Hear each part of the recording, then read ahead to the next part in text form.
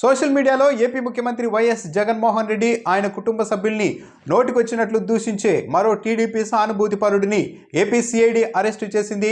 అమెరికాలో నివాసం ఉంటున్న యాష్ బొద్దులూరి చాలా కాలంగా ట్విట్టర్లో, ఫేస్బుక్లో జగన్మోహన్ రెడ్డికి వ్యతిరేకంగా వీడియోలు పెడుతున్నారు, పోస్టులు పెడుతూ ఉన్నారు.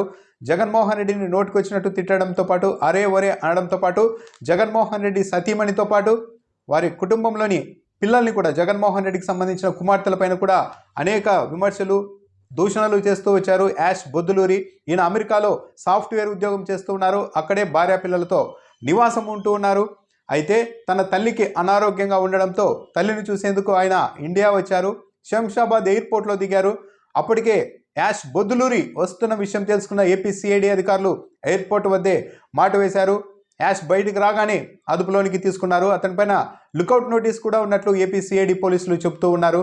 అతన్ని అరెస్టు చేయడం పట్ల తెలుగుదేశం పార్టీ వాళ్ళు ఖండిస్తున్నారు. తెలుగుదేశం పార్టీ నాయకులు వరుసపెట్టి అతడికి మద్దతుగా సంఘీభావం తెలుపుతూ ఉన్నారు. యాష్ బొద్దులూరిని అరెస్టు చేయడం అప్రజాస్వామికమని మాట్లాడుతూ ఉన్నారు. అయితే సోషల్ మీడియాలో అమెరికాలో ఉంటూ నిత్యం ముఖ్యమంత్రిని కాకుండా ఆయన కుమార్తెల్ని, భార్యను కూడా యాష్ బొద్దులూరి ఇష్టానుసారం తిడుతూ ఉన్నారు. మరి అలాంటి వారిపై చర్యలు తీసుకోకుండా వదిలిపెట్టాలా అని వైసీపీ వాళ్ళు ప్రశ్నిస్తూ ఉన్నారు. యాష్ బొద్దులూరిని అరెస్టు చేసిన తర్వాత హైదరాబాద్ నుండి మంగళగిరి సిఐడి కార్యాలయానికి పోలీసులు తరలించారు.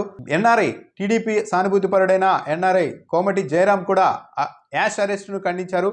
అయితే సోషల్ మీడియా ఖాతాల్లో బహిరంగంగానే తాను జగన్మోహన్ రెడ్డికి వ్యతిరేకమని యాష్ బొద్దులూరి ప్రకటించుకున్నారు.